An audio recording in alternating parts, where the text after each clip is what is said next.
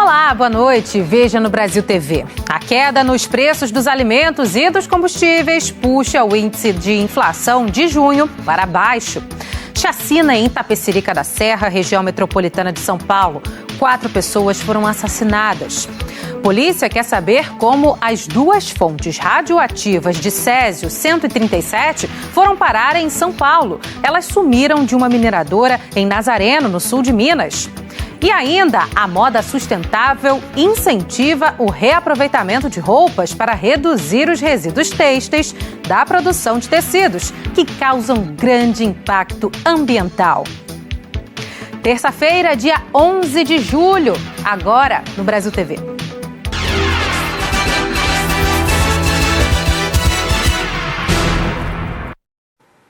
O Brasil registrou deflação em junho. Os dados do IBGE saíram hoje. O IPCA, índice que mede a inflação oficial do país, ficou negativo, menos 0,08%. É a menor variação para junho em 6 anos. Com essa queda, a inflação acumulada nos últimos 12 meses ficou em 3,16%, menor patamar desde setembro de 2020. De acordo com o IBGE, os alimentos e também os transportes provocaram a queda do IPCA em junho. Ainda não dá para encher o carrinho, mas em dia de promoção já dá para levar para casa o que antes nem entrava na lista de compras. Hoje eu vou levar essa carne aqui, que é uma carne de segunda, né? Tá vendo? É uma 100. Pagando quanto? 48 aí. Isso. Eu, como uma boa cozinheira, vou fazer um picadinho maravilhoso. Vou servir para minha família, né? Que é R$23 o quilo. Exatamente. E o frango também, né? O frango tá menos de R$5 a sobrecoxa, que é uma delícia no forno, meu povo. Os preços das carnes caíram cerca de 2% e ajudaram a puxar a inflação para baixo em junho. Achei que baixou bastante, né? Principalmente a alcatra. Eu cheguei a comprar 38, 30, agora você tem a 24,90. O grupo Alimentos e Bebidas foi o que mais influenciou a queda do IPCA. Na lista dos itens que ficaram mais baratos estão o óleo de soja, as frutas e o leite. Em 12 meses, os alimentos acumulam alta de 4%. Essas quedas ainda são pontuais, perto dos aumentos que os alimentos acumularam nos últimos 3 anos, né? Os alimentos foram grandes vilões da inflação em 2020, 2021 e 2022. E não é da noite para o dia que a dona de casa vai se sentir confortável ou vai perceber uma queda de preço nos alimentos. Outro grupo que pesa no orçamento das famílias e registrou deflação é o de transportes. Segundo o IBGE, a queda nos preços dos automóveis novos e usados influenciou. Um reflexo do programa de descontos para carros do governo federal. O óleo diesel, o etanol, o gás veicular e a gasolina também ficaram mais baratos no mês passado. Já os preços das passagens aéreas subiram mais de 10%, depois de registrar queda em maio. A pesquisa também mostra que alguns grupos tiveram alta. A maior foi a de habitação. O preço da energia elétrica subiu em 4 capitais, assim como a tarifa de água e esgoto.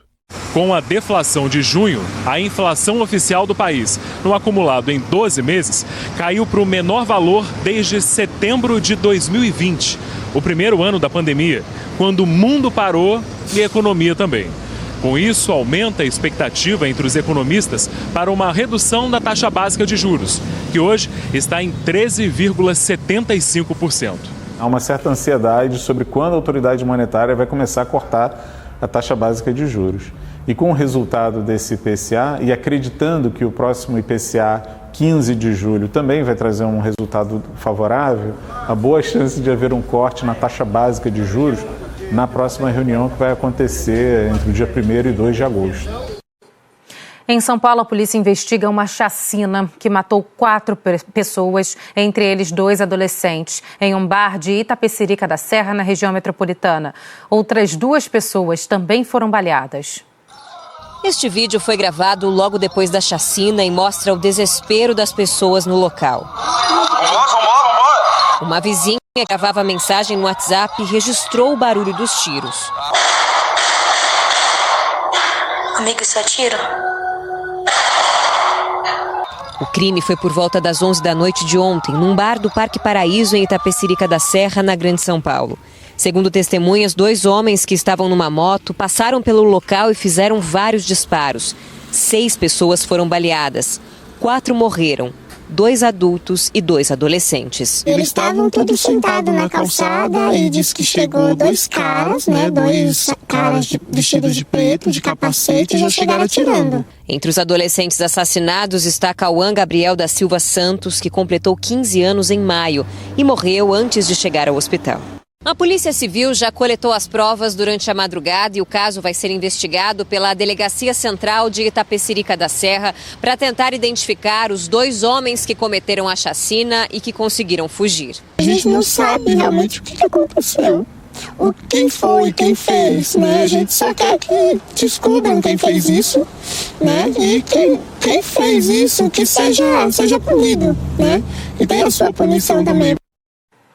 Um dos sobreviventes da chacina recebeu alta e prestou depoimento aos investigadores no fim da manhã, mas a polícia não revelou o que ele disse. Nós não tivemos informações sobre o outro ferido. Agora, olha essa história, gente. Um daqueles casos que a gente só acredita vendo. Uma família espera há mais de uma semana a exumação do corpo de uma parente que morreu em 2020. O motivo da demora? Os funcionários da empresa que administra o cemitério da Vila Formosa, na zona leste de São Paulo, não acham o corpo da mulher. Segundo familiares, cerca de 10 covas já foram abertas. Para Isabela, a perda da mãe representou uma dor imensurável. A dona Rosana morreu em maio de 2020 aos 46 anos, vítima de um câncer. Minha mãe era uma pessoa cheia de vida. Minha mãe, ela queria viver imensamente, ela viveu imensamente do jeito que pôde. 3 anos depois, chegou o momento de reviver parte da dor com a exumação do corpo, ou seja, a retirada dos restos e liberação do espaço. A família não é obrigada a dar um destino aos ossos, mas a Isabela queria alugar uma gaveta aqui no cemitério para, no futuro, cremar o corpo da mãe. Segunda-feira passada, ela veio até o Vila Formosa 1, onde a mãe foi sepultada, para agendar a exumação. Pagou R$ 676 entre o aluguel do espaço por 5 anos e a exumação. Na quarta, ela pensou que faria o reconhecimento. Eu cheguei lá com meu irmão, era 3 da tarde, porque era o horário marcado. Ele foi atender o coveiro, foi atender a gente, já era 3h40, a gente ficou lá esperando. E aí, nessa saga de uma cova, segunda cova, terceira cova, a gente saiu de lá, já era quase 7 da noite, no escuro assim, no breu. Voltou na sexta e a saga continuou. Primeira cova, estava ensacado. Segunda cova, estava com roupa. A terceira, ensacado. Na quarta cova que abriu, eu perguntei pro coveiro, isso é recorrente? Isso acontece? Aí ele, olha, vou te falar que sim, viu? Acontece sim. Os funcionários pediram para ela retornar mais uma vez hoje e jogaram a culpa no trabalho da prefeitura. Ela gravou a conversa. Eu acho que na casa assim, pra gente resolver e mostrar pra prefeitura que eles fazem uma merda, porque eles ficaram aqui ainda até hoje enchendo o saco. A administração dos 22 cemitérios e do crematório da capital passou para iniciativa privada no começo deste ano. O contrato foi assinado em janeiro, mas as empresas assumiram de fato em março. Desejo antigo da administração municipal, que debatia o assunto desde 2017. 4 empresas dividiram a concessão: Velar, Grupo Maia, Cortel e Consolare. Essa última é a que tem maior fatia. 7 cemitérios estão sob os cuidados dela, inclusive os 2 da Vila Formosa. Apesar da recente concessão, não é de hoje que o Ministério Público está de olho na situação dos cemitérios. O MP até abriu um inquérito em 2022 para investigar um possível abandono e considerou que a prefeitura foi omissa nos últimos anos. Mas parece que a situação não mudou muito. Que era pra estar aqui o corpo da mamãe, não tava. Mais cedo, a produtora Beatriz Baques foi até lá. Aqui nessa quadra do cemitério da Vila Formosa, a gente mal consegue enxergar onde estão os túmulos das crianças. A gente vê que são covas pequenas, né? Então, se você passa por aqui, nem dá para perceber de tanto mato alto. E aqui deste lado, é capaz de você pisar em cima também do túmulo de alguém. Além do mato, sacos de lixo estão jogados em alguns pontos. E no meio disso tudo, a família só quer o que é de direito. A gente está sem chão, porque isso não é coisa que faz com ninguém. Isso aí a gente quer uma resposta, a gente não pode ficar assim. Eu quero fazer o último desejo dela, que ela disse que ela queria ser cremada e jogar as cinzas no mar, e eu quero fazer esse desejo por ela também. Falta de respeito, né? A Consolare, que administra o cemitério da Vila Formosa, disse que localizou o corpo hoje cedo e que ele estava numa cova diferente do que estava indicado nos documentos. A empresa afirma que está à disposição da família e que faz a exumação de maneira respeitosa e humanizada. A família confirmou que a empresa achou o corpo da Rosana no fim da manhã, depois de mais de uma semana do pedido de exumação. Já a Prefeitura de São Paulo disse que lamenta o ocorrido e que está apurando de quem é a responsabilidade. No Paraná, a Polícia Civil prendeu 4 suspeitos de participar de um esquema de tráfico de drogas pelos Correios. A Mônica Dal tem as informações. Oi, Marcele. A investigação começou depois que um cão farejador da Divisão Estadual de Narcóticos do Paraná encontrou drogas em pacotes que estavam no centro de distribuição dos Correios, em Londrina. A polícia descobriu que uma organização criminosa estava agindo na região e eles pediam drogas pela internet, recebendo pelos Correios, em endereços indicados. Depois, esse grupo distribuía as drogas para Londrina e outras cidades do norte do Paraná. O delegado da DENARC explicou como eles agiam. Pede pelos Correios, um grupo de WhatsApp, existem grupos de WhatsApp, a internet, faz o pedido, faz o pagamento via Pix e a droga chega no endereço dele. Dali ele distribui, vende, às vezes compram juntos para dividir, mas nesse caso aí ficou evidenciado que além dessa compra pelos Correios, ele também realizava compra de drogas de outros traficantes aqui da cidade. Sempre vem envolto ali em papel carbono, plástico, vem a descrição do objeto como um eletrônico, qualquer coisa, nunca, sempre para burlar a fiscalização. 4 pessoas foram presas e a polícia apreendeu armas, munições, drogas e um carro que teria sido comprado com o dinheiro do tráfico de drogas. Mônica Dal para o Brasil TV. Agora um flagrante de irresponsabilidade. Um motorista de um carro bateu em num motociclista num cruzamento na região leste de Belo Horizonte e logo depois, ele fugiu do local sem prestar socorro. Segundo testemunhas, ele estaria embriagado. Quem testemunhou o acidente tentou impedir que o motorista deixasse o local. Já o motociclista ferido estava no chão, acompanhando toda a situação. A moto dele estava presa debaixo do para-choque do carro. O homem que dirigia o veículo não dava nenhuma atenção ao pedido dos moradores. Você não pode ser esse gado aí não, Jorge. Lógico que não. Mesmo assim, o motorista tentou arrancar com o carro algumas vezes, até conseguir arrastar a moto e fugir em alta velocidade.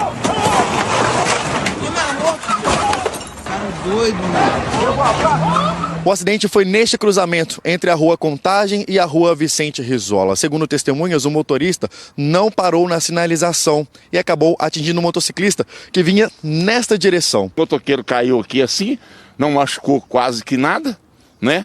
Mas o cara do carro quis ir embora e passou por cima da moto.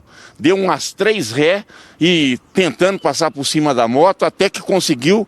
E o para-choque dele, inclusive, ficou na rua, ficou ali na esquina com a placa, com tudo. Por causa da placa, os policiais conseguiram encontrar o motorista, identificado como André Luiz da Silva, de 36 anos. Ao ser procurado em casa, o homem chegou até a janela e começou a ofender os militares.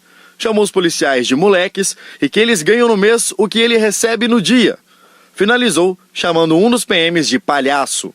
O homem foi detido e levado para a delegacia. Ele pode responder por dano, omissão de socorro e desacato. A Polícia Civil de Minas informou que as investigações estão em andamento. Nós não conseguimos contato com a defesa do motorista. Equipes de resgate encontraram hoje de manhã no rio Guamá, no Pará, os corpos de 2 vítimas que ainda estavam desaparecidas desde o naufrágio de domingo. Foram 4 mortos nessa tragédia. Marcele, os corpos das 2 vítimas que estavam desaparecidas desde o domingo do naufrágio foram encontrados no início da manhã de hoje no Rio Guamá. A embarcação, que não era licenciada, levava 10 pessoas da mesma família, que tinham ido à Ilha do Cumbu, em Belém, para comemorar os 6 meses de um bebê. O barco afundou quando voltava para o continente. A criança morreu. Ontem, os bombeiros encontraram o corpo de uma mulher, tia do menino. O condutor da embarcação, que morreu no naufrágio, não tinha habilitação. De acordo com a capitania, há indícios de que os passageiros não usavam colete salva-vidas. A Capitania dos Portos vai instaurar um inquérito para apurar o naufrágio. A investigação deve durar 90 dias. Marcele. As fontes de césio 137, que estavam desaparecidas de uma mineradora em Nazareno, no sul de Minas, foram localizadas em São Paulo. O material está sob análise da Comissão Nacional de Energia Nuclear. Segundo a Comissão Nacional de Energia Nuclear, as 2 fontes contendo o césio 137 foram localizadas em uma empresa de sucatas na capital paulista. Elas foram encontradas, então, a pouco mais de 400 quilômetros do local de onde desapareceram, que foi na cidade de Nazareno, na área da AMG, da mineradora AMG, aqui no sul do estado de Minas Gerais. As 2 fontes serão levadas, então, para o Instituto de Pesquisas Energéticas e Nucleares, o IPEN, na unidade da CENEM, em São Paulo. O trabalho agora é para identificar como está a integridade desse material, as taxas de doses e as condições de uso dessas fontes. A Polícia Civil aqui do estado de Minas Gerais continua investigando o caso como um suposto furto. A polícia ainda trabalha com essa possibilidade que essas 2 cápsulas tenham sido furtadas. Essas investigações estão sendo feitas de forma sigilosa. No dia 23 de julho, a gente relembra que essas cápsulas desapareceram, né? Os funcionários da mineradora detectaram o desaparecimento no dia 23 de julho e no dia 29 a mineradora já comunicou à CENEM sobre o desaparecimento das 2 fontes. Agora seguem então as investigações continuam por parte da Polícia Civil aqui do estado de Minas Gerais. Lorena Vale para o Brasil TV. Subiu para 9 o número de prédios interditados pela Defesa Civil de Paulista, em Pernambuco, depois da tragédia no conjunto habitacional Beira-Mar, na última sexta-feira. Com isso, famílias tiveram que deixar os apartamentos e alguns desses imóveis já tinham sido interditados. Mais uma vez, fica em evidência um grave problema do Estado, a falta de moradia digna. As equipes da Defesa Civil fizeram vistoria nos prédios do conjunto habitacional Beira-Mar, em Paulista, região metropolitana do Recife. Na última sexta-feira, o desabamento de um dos prédios do tipo caixão deixou 14 mortos e 7 feridos. Eu criei meus 4 filhos aqui. Meu coração ficou eu não digo todo, né? Porque a gente tem que sobreviver, mas ficou aqui. A falta de políticas públicas efetivas de habitação leva muitas pessoas que não têm moradia a viverem em locais de risco. Prédios como este, que já foram interditados, mas que não foram demolidos, acabam ocupados regularmente e viram abrigo para quem não tem casa. Essa é uma questão central também na vida das famílias que estão em situação de vulnerabilidade social, é que elas não têm alternativa. Elas são vítimas de violações de direito, muitas vezes por parte do poder público ou do mercado, né? A gente sabe que a gente tem um mercado imobiliário muito forte na cidade. Então, não tem opções. A opção que se dá, na verdade, a opção com aspas, né, é ir para outra área de risco. No Recife, segundo a Prefeitura, 120 imóveis foram interditados até o momento. 8 deles ainda estão com moradores, mas em processo judicial para desocupação. Em Jaboatão dos Guararapes, a Prefeitura informou que até o fim do ano passado havia 156 imóveis interditados. Desse total, 64 blocos de um conjunto foram demolidos. Em Olinda, dados da Prefeitura mostram que há 110 imóveis interditados, com grau de risco crítico, e que a maioria destes prédios continua ocupada. A Prefeitura disse que faz monitoramento constante destas áreas.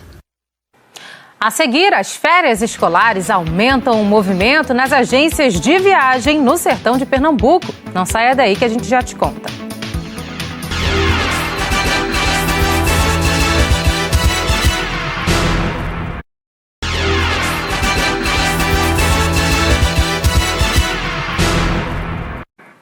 Brasil TV de volta falando em moda e roupas. Você sabe qual o destino de todas as peças de roupas que você usa e que você não usa mais no dia a dia? Muita gente doa, mas nem tudo é reaproveitado ou reciclado. A moda sustentável é uma opção que incentiva essa prática mais responsável porque a produção de resíduos têxteis causa um grande impacto ambiental. Entre roupas velhas e retalhos, o Brasil descarta todos os anos 4 milhões de toneladas desses resíduos têxteis. Com produções em larga escala, a indústria da moda é uma das principais vilãs do meio ambiente. Quase 9 bilhões de peças novas são produzidas por ano no país. Situação que acende um alerta, o de pensar diferente na hora de se vestir, principalmente no momento de adquirir uma nova peça. Já parou para pensar quanto tempo uma roupa leva para se decompor e as consequências disso para o meio ambiente? Os tecidos naturais, por exemplo, levam de 5 meses a 20 anos. Mas no caso dos sintéticos é bem mais que isso. Os tecidos como o nylon e o poliéster podem levar até 400 anos para se decompor, já que eles são derivados de petróleo. Já imaginou o impacto disso tudo? O Érico é estilista em Ourinhos. Ele sabe dos impactos da indústria da moda no meio ambiente e, além de ter um brechó, produz peças autorais com outras que já existiam, o chamado upcycling. Por exemplo, essa peça que eu estou utilizando, ela é feita com outras peças jeans. E pode ser outros materiais que não são roupas, necessariamente.